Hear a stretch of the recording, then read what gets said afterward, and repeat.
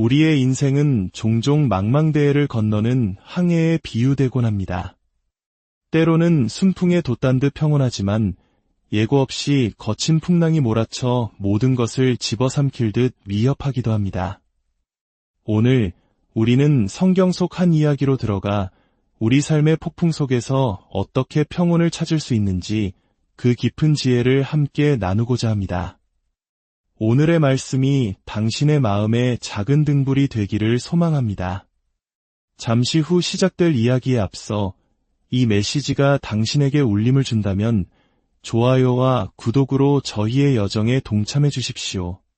당신의 작은 손길이 더 많은 이들에게 위로와 희망의 빛을 전하는 귀한 통로가 될 것입니다. 말씀을 듣는 모든 순간 하나님의 크신 은혜와 평강이 당신과 함께 하시기를 기도합니다. 누가복음 8장 22절에서 26절의 이야기입니다.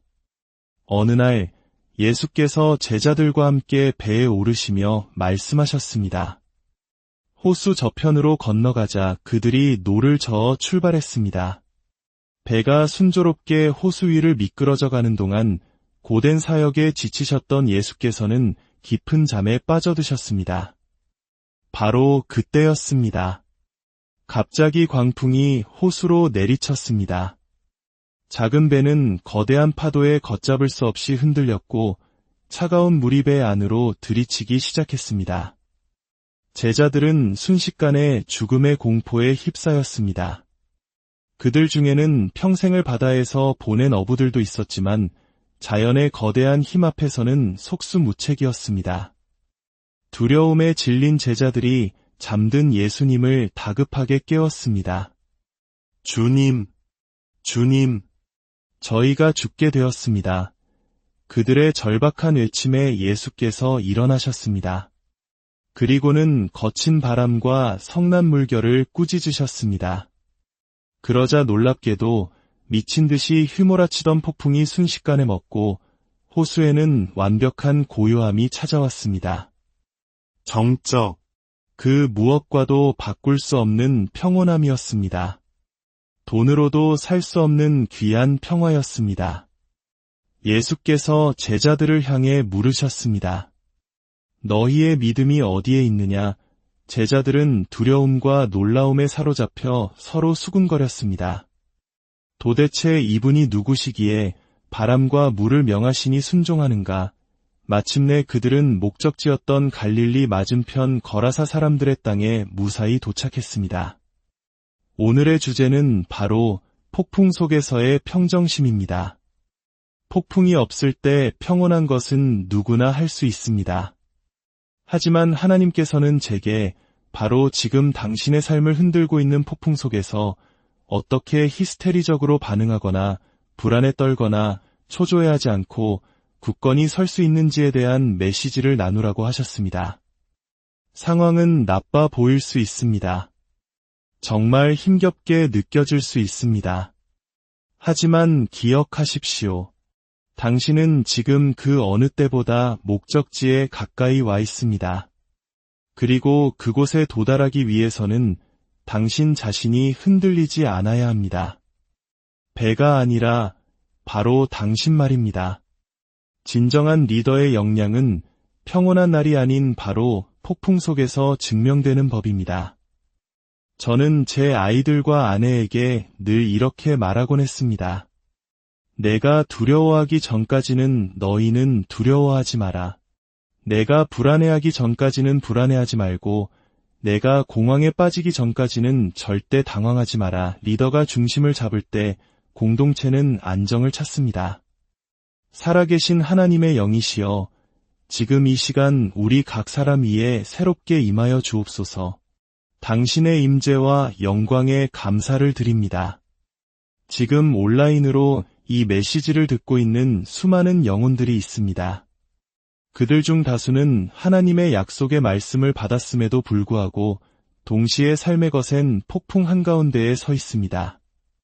모든 것이 흔들리고 통제 불가능해 보이는 상황 속에서도 예수님이 함께 계심을 믿는 이들에게 말씀하여 주옵소서.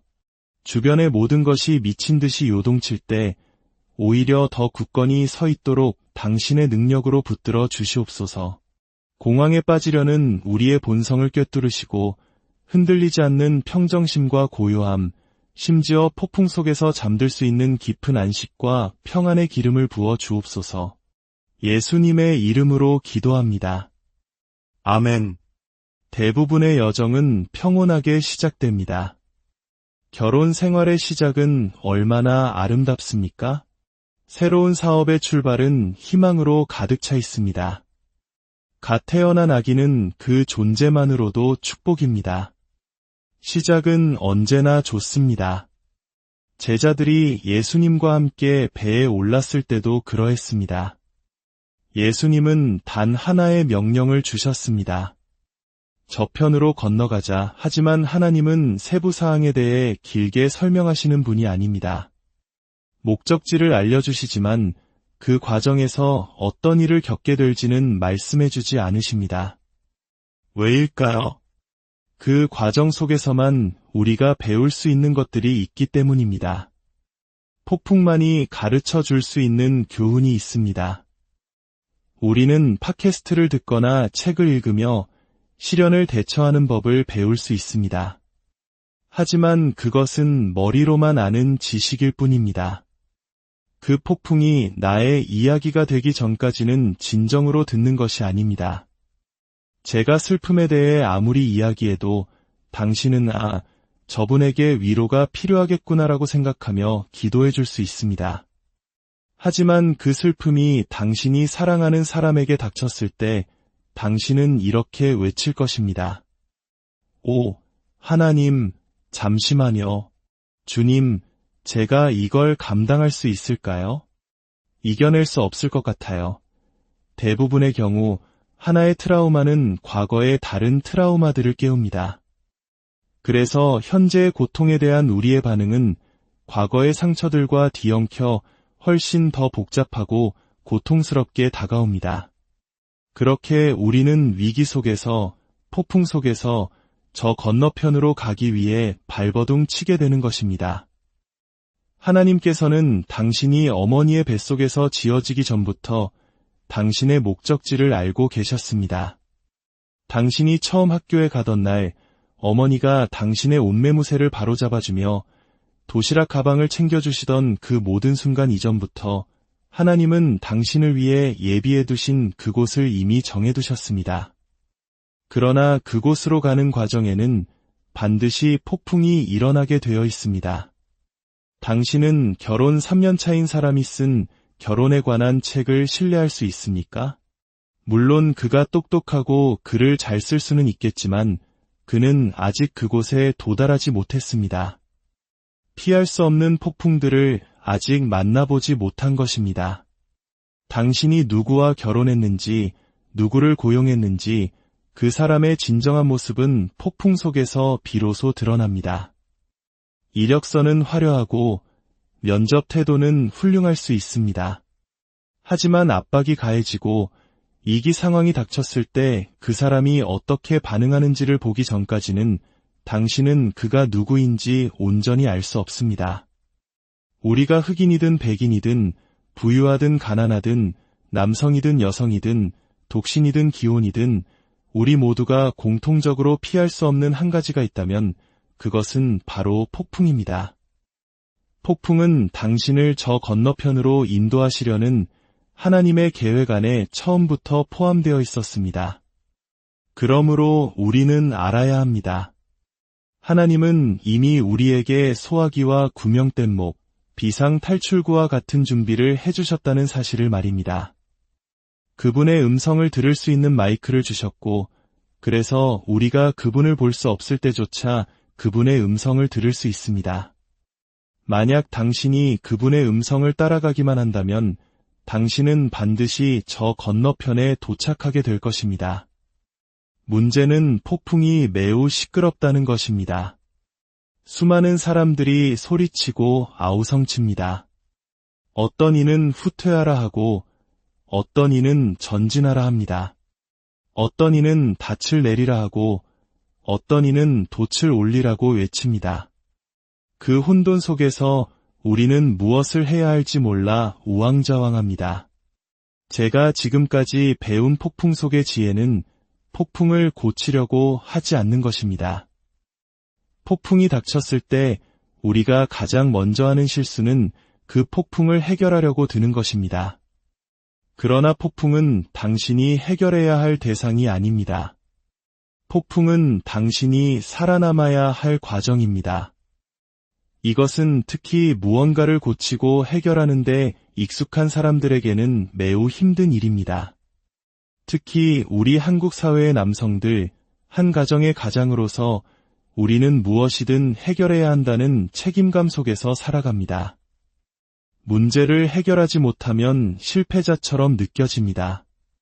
자녀가 기대대로 자라주지 않을 때, 결혼 생활이 뜻대로 되지 않을 때, 우리는 그것이 마치 자신의 잘못인 양 자책감에 빠집니다. 하지만 오늘 저는 당신에게 말하고 싶습니다. 당신의 길에 다가오는 모든 폭풍이 당신의 책임은 아닙니다. 당신은 이 배 위에서 이 폭풍을 고치기 위해 있는 것이 아닙니다. 제자들이 항해를 시작했을 때 모든 것은 순조로웠습니다. 예수님은 주무시고 계셨습니다. 왜냐하면 이번 항해는 매우 중요한 여정이었기 때문입니다. 갈릴리 호수를 건너 거라사 지방으로 가는 것은 단지 귀신 들린 한 사람을 만나기 위함이 아니었습니다. 그 귀신 들린 사람은 이방인이었습니다. 복음이 유대인을 넘어 이방인에게로 건너가는 것은 매우 중요하고 예언적인 여정이었습니다. 이것은 초대교회가 겪게 될 여정의 그림자였습니다. 교회는 예루살렘의 유대인들로부터 시작하여 결국 로마의 이방인들에게로 확장될 것이었습니다. 교회는 예수님이 타셨던 바로 그 배와 같습니다. 그리고 바다는 이 세상을 상징합니다. 우리는 세상이라는 거친 바다 위에서 교회라는 배를 항해하고 있는 것입니다. 우리는 세상 속에 있지만 세상에 속하지 않았습니다. 배가 물 위에 있어야만 제 기능을 할 수 있듯 교회도 세상 속에서만 그 사명을 다할 수 있습니다. 그래서 우리는 세상의 풍파에 이리저리 흔들릴 수밖에 없는 것입니다. 세상은 예측 불가능합니다. 단 하나의 문자 메시지가 당신의 앞으로의 10년을 바꿀 수 있습니다. 한 통의 전화가 그날 하루를 완전히 뒤바꿔 놓을 수 있습니다. 폭풍은 언제나 예고 없이 찾아옵니다. 당신은 어떤 폭풍을 마주할지 선택할 수 없습니다. 백혈병을 선택하겠습니까? 아니면 실명을 선택하겠습니까? 우리는 인생이 우리에게 던져주는 시련을 고를 수 없습니다. 그래서 통제광들에게는 인생이 더욱 고통스럽습니다. 자신이 모든 것을 통제할 수 있을 때만 안전하다고 느끼기 때문입니다. 하지만 비행기 조종실의 이야기와 제자들의 배 이야기가 공통적으로 보여주는 것은 우리 인생에는 우리가 전혀 통제할 수 없는 시간이 반드시 찾아온다는 사실입니다. 저 역시 그런 상황을 끔찍이 싫어합니다. 내가 조종할 수 없는 비행기에 타고 싶지 않고 내가 감당할 수 없는 일에 뛰어들고 싶지 않습니다. 폭풍 속에 있을 때 우리 마음속에 떠오르는 가장 큰 질문은 이것입니다. 나에게 이 폭풍을 이겨낼 힘이 있는가? 나는 충분히 준비되었는가? 더 최악인 것은 이미 지쳐있을 때 폭풍이 닥쳐온다는 것입니다. 예수님께서 주무실 정도로 피곤하셨다면 그분을 따라다녔던 제자들은 얼마나 더 지쳐 있었겠습니까? 원수는 우리가 강하고 신선할 때 덤비지 않습니다. 우리가 완전히 지쳐서 여기서 단 한 가지만 더 터지면 모든 것을 포기할 것 같은 바로 그 순간을 노립니다. 하지만 기억하십시오. 구약부터 신약에 이르기까지 성경에는 이러한 일이 있었더라 라는 구절이 반복해서 등장합니다. 이 구절은 단순히 이야기의 시작을 알리는 표현이 아닙니다. 이 지구상에 존재했던 모든 폭풍은 아무리 맹렬하고 파괴적이었더라도 결국 지나가기 위해 왔습니다. 이 또한 지나가리라 기억하십니까? 당신이 결코 이겨낼 수 없을 것이라 생각했던 그 수많은 밤들을 이제는 희미해진 기억 저편으로 사라진 그 고통의 순간들을 말입니다. 하지만 폭풍이 닥치는 그 순간 배에 물이 차오르고 발이 젖기 시작할 때 평생의 뱃사람이었던 베드로조차 의심했습니다. 내가 과연 이 폭풍 속에서 평정심을 유지할 수 있을까? 사랑하는 여러분, 지금 어떤 폭풍 속에 계십니까? 재정의 문제, 관계의 어려움, 건강의 위기, 혹은 미래에 대한 불안감입니까? 기억하십시오. 당신은 그 폭풍을 멈추게 할 수 없을지도 모릅니다. 그것은 당신의 일이 아닙니다. 당신의 유일한 임무는 당신의 배 안에 예수님이 함께 계시다는 사실을 믿고 그 믿음 안에서 굳건히 서 있는 것입니다. 그분이 잠들어 계신 것처럼 보일지라도 그분은 여전히 당신과 함께 하십니다. 그리고 때가 되면 그분이 일어나 당신의 바다를 잠잠케 하실 것입니다. 그날까지 당신의 믿음이 어디에 있는지 스스로에게 물으십시오. 그리고 폭풍 속에서 당신의 영혼을 위한 닻을 그분께 깊이 내리십시오. 주님의 이름으로 여러분의 가정과 삶 위에 평안